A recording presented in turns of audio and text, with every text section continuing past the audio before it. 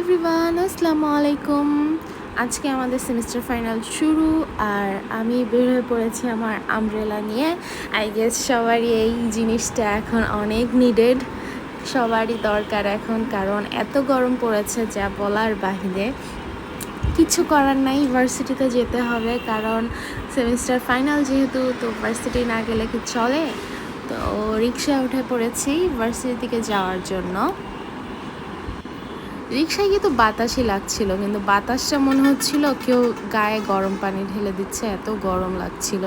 তারপরে ভার্সিটি গিয়ে একটা জুস খেয়ে নিলাম, কারণ অনেক ঠান্ডা ঠান্ডা জুসটা, অনেক রিফ্রেশমেন্ট লেগেছে।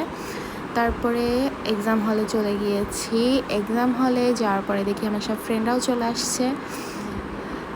এক্সাম থেকে বের হয়ে, এক্সাম আলহামদুলিল্লাহ ভালো হয়েছে, বের হয়ে একটা আইসক্রিম খেয়ে নিলাম। তো এখন বাসায় যাওয়া যাক। আল্লাহ হাফেজ সবাইকে।